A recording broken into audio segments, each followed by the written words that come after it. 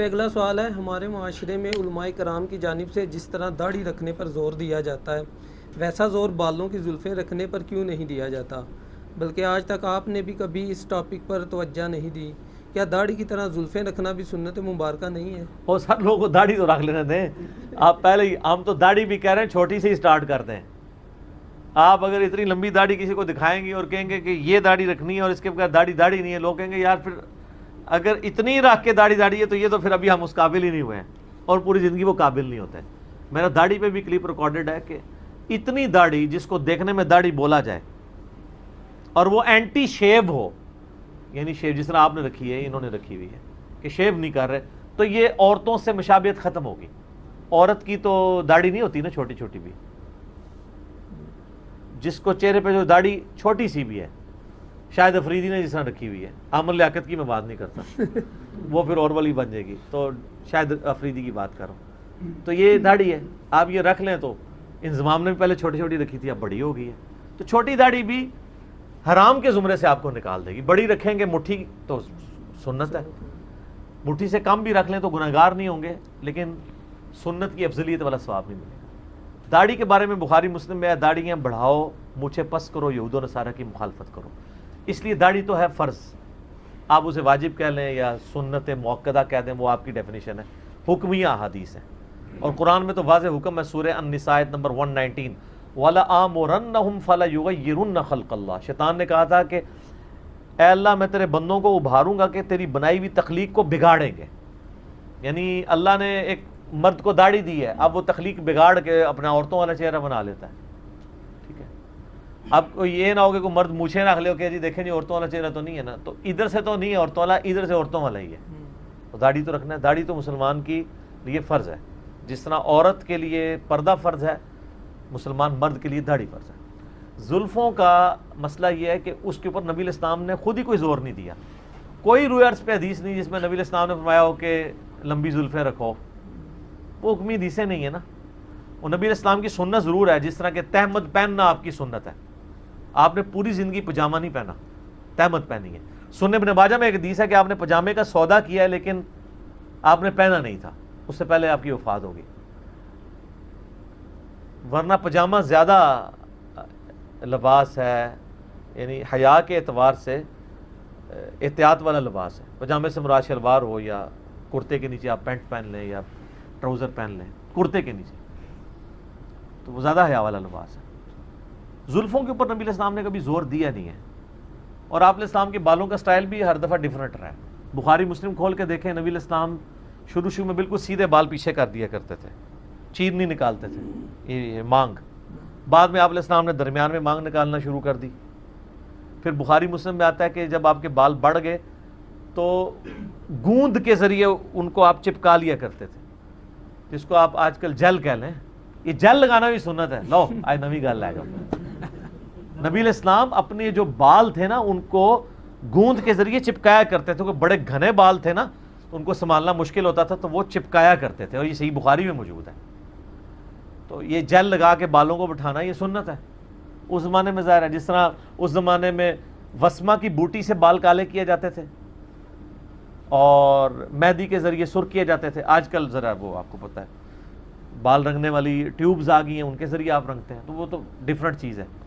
مولا حسین علیہ السلام کے بارے میں بخاری میں آتا ہے نا 3748، جب حضرت حسین علیہ السلام کا سر کاٹ کے عبید اللہ ابن زیاد کے سامنے رکھا گیا، اللہ کی لعنت ہو ان لوگوں پہ جنہوں نے اہل بیت کو ظلماً شہید کیا، ان پہ اللہ کی لعنت، اللہ کے فرشتوں کی لعنت، تمام لعنت کرنے والوں کی لعنت۔ تو اس میں الفاظ ہیں کہ حضرت حسین علیہ السلام کے سر اور داڑھی کے بال وسما کی بوٹی سے رنگے ہوئے تھے، اور وسما عرب میں ایک بوٹی تھی جو بال کالے کرنے کے لیے استعمال ہوتی تھی۔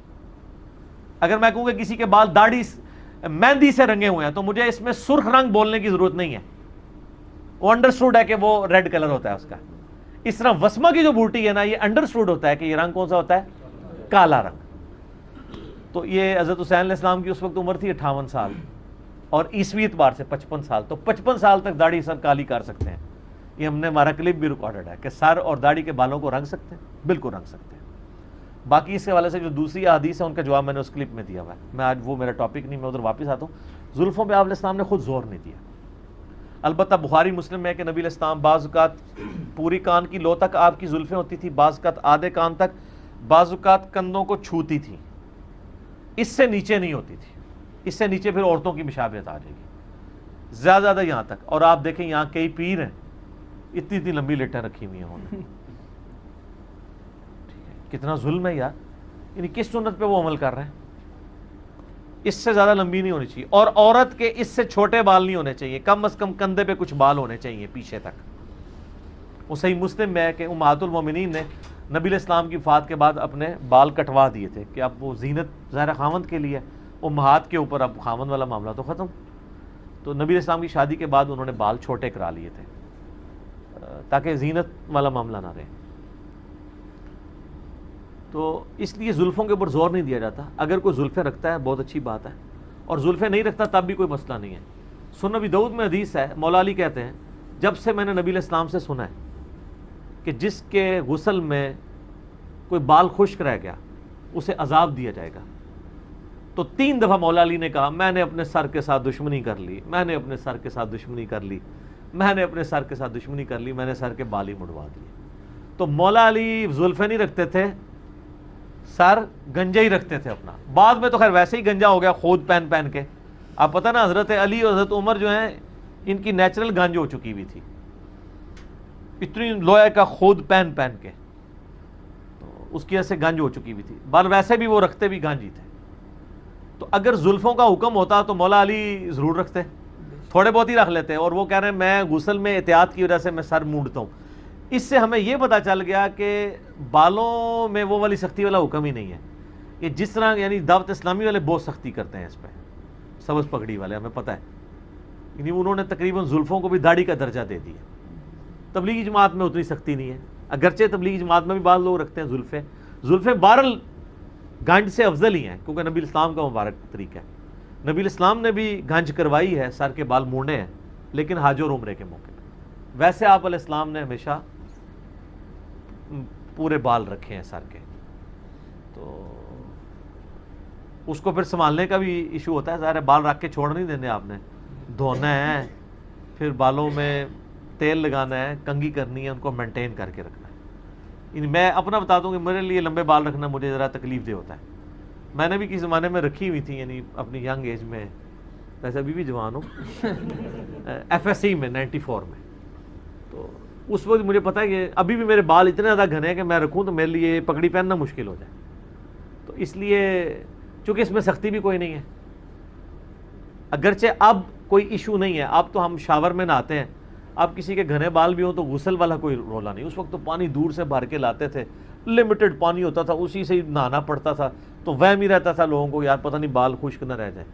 اب تو سر آپ شاور کے نیچے کھڑے ہوں، جتنے مرضی آپ کے بال ہوں، یار عورتیں نہ آ رہی ہیں شاور کے نیچے، تو عورتوں سے زیادہ بال نہیں ہے نا کسی مرد کے، تو ان کی بھی تو دھل ہی رہے ہیں نا. عورتوں کا میں مسئلہ بتا دوں، بخاری مسلم میں حدیث موجود ہے کہ عورت جو عام حالت میں غسل کرے گی نا، اس میں سر کی چٹیاں کھولنا اس کے لیے لازم نہیں ہے. عبداللہ بن عمر جو ہے وہ لازم قرار دیتے تھے، تو بخاری میں ہی موجود ہے، مسلم میں بھی. اما عائشہ نے کہا کہ عبداللہ بن عمر جو ہے وہ عورتوں کو سر منڈوانے کا حکم کیوں نہیں دے دیتا؟ اللہ کے نبی تو ہمیں حکم نہیں دیتے تھے کہ ہم اپنے غسل کے لیے جو ہے وہ سر کی چٹیاں کھولیں. البتہ حیض کے بعد جو غسل ہم کرتے تھے اس میں نبی علیہ السلام ہمیں حکم فرماتے تھے. جو عورت پاک ہوتی ہے نا حیض سے، اس غسل میں تو وہ سر کے بال کھول کے نہائے گی. عام جو غسل جنابت ہے اس کا، یا جمعے کا غسل ہے یا عید کا غسل ہے، اس میں اپنی چٹیاں جس طرح بند ہے بند ہی رہے، اسی پہ اوپر پانی بہا لے، جتنا چلا گیا وہ ٹھیک ہے، اس کا غسل اتر جائے گا. ٹھیک ہو گیا؟ لیکن آپ کو مدنی پھول بھی دے دیے. اچھا، میں نبی صلی اللہ علیہ وآلہ وسلم کی داڑھی شریف جتنی داڑھی رکھنا چاہتا ہوں. ماشاءاللہ، برائے مہربانی مجھے بتائیں کہ نبی صلی اللہ علیہ وسلم کی داڑھی شریف کتنی تھی؟ 1 مٹھی تھی، سینہ برتی تھی، ناف تک تھی؟ مختلف باتیں سننے کو ملتی ہیں. آپ کا ورژن کیا ہے؟ میرا ورژن میرے بھائی یوٹیوب پہ ریکارڈڈ ہے. دنیا میں داڑھی کے اوپر کسی کا اتنا کلپ نہیں دیکھا گیا. 6-7 لاکھ لوگ دیکھ چکے ہیں. آپ صرف یوٹیوب پہ لکھیں داڑھی کی لمبائی، داڑھی کتنی ہو، انجینئر صاحب کا کلپ ٹاپ پہ ہوگا. میرا نام بھی لکھنے کی ضرورت نہیں، کلپ ٹاپ پہ آ جائے گا. لمبی لمبی داڑھیوں والے بندے ہوں گے، ساتھ چھوٹی سی میری بھی تصویر لگی ہوگی، ساتھ شیخ زبیر صاحب کی بھی. اس کے ہیڈنگ کیا ہے کہ کیا یہ لمبی لمبی داڑھیاں سنت کے مطابق ہے؟ نبی علیہ السلام کی داڑھی میرے بھائی ناحر تک تھی. ایک ہی حدیث ہے داڑھی کے اوپر، شمائل ترمذی، امام ترمذی کی کتاب میں ایک تابعی ہیں یزید الفارسی، وہ خواب میں نبی علیہ السلام کو خواب میں دیکھتے ہیں. عبداللہ ابن عباس سے آگے کہتے ہیں کہ آج رات میں نے خواب میں نبی صلی اللہ علیہ وآلہ وسلم کی زیارت کی ہے. عبداللہ ابن عباس کہتے ہیں صحابی ہیں، انہوں نے تو حضور کو دیکھا ہوا ہے صلی اللہ علیہ وآلہ وسلم. وہ کہتے ہیں بیٹا بیان کر، کیونکہ میں نے حضور سے سنا جس نے خواب میں مجھے دیکھا اس نے مجھے کو دیکھا، میری شکل میں شیطان نہیں آ سکتا، تم نبی صلی اللہ علیہ وآلہ وسلم کا حلیہ مجھ سے بیان کرو. تو وہ حلیہ بیان کرتے ہیں اور کہتے ہیں کہ نبی علیہ السلام کی آنکھیں مبارک، بال مبارک، اسی طریقے سے یہ بھویں، چہرہ مبارک گول اور ہاتھوں کا گوشت، یہ ساری چیزیں بیان کرتے ہیں. کہتے ہیں کہ داڑھی پورے چہرے مبارک پہ گول پھیلی ہوئی تھی اور سینے مبارک پہ، وہ کہتے ہیں کہ داڑھی سینے مبارک سامنے جو ہے وہ نہر تک تھی. نہر اسے کہتے ہیں کہ گلے اور سینے کا جوڑ، تو یہ ایک مٹھی بنتی ہے. نبی علیہ السلام کی داڑھی ایک مٹھی تھی، اس سے لمبی نہیں ہوئی قدرتاً، اسی لیے عبداللہ بن عمر، ابو ہریرہ اور عبداللہ ابن عباس یہ تینوں مٹھی کے بعد داڑھی کاٹتے تھے. باقیوں کی تو ضرورت ہی نہیں، کیونکہ ابو ہریرہ اور عبداللہ بن عمر یہ دو ہی صحابہ ہیں جنہوں نے داڑھیاں بڑھاؤ اور مونچھیں پس کرو والی حدیث روایت کی ہے، اور دونوں مٹھی کے بعد کاٹتے تھے. داڑھی کی شرعی لمبائی مٹھی ہی ہے، اس کے بعد اگر کوئی رکھے تو صرف جائز ہے. بہرحال بہتر طریقہ یہی ہے کہ نبی علیہ السلام سے آگے نہ بڑھا جائے، داڑھی مٹھی ہی رکھی جائے. میں تو داڑھی کاٹتا ہی نہیں ہوں، یہ نہ سمجھیں کہ میں اپنے لیے وار کر ہوں، میری تو داڑھی مٹھی سے بڑی ہوئی نہیں ہے. اس کے اگینسٹ سنن نسائی میں حدیث ہے جو داڑھی کو گرا لگائے محمد صلی اللہ علیہ وآلہ وسلم اس سے اعلان برات کرتے ہیں. جنہوں نے لمبی رکھی ہیں وہ اندر یوں فولڈ کر کے رکھی ہوتی ہیں، وہ حرام ہے.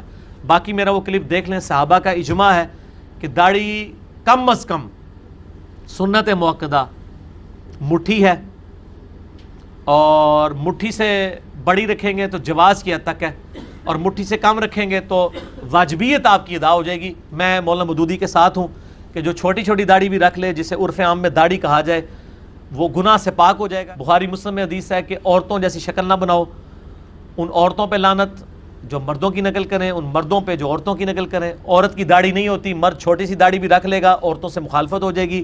اور وہ قرآن کا جو حکم ہے سورۃ النساء نمبر 119، وَلَآمُرَنَّهُمْ فَلَيُغَيِّرُنَّ خَلْقَ اللَّهِ، شیطان نے کہا تھا کہ میں لوگوں کو ابھاروں گا کہ اے اللہ وہ تیری تخلیق کو بدلیں گے.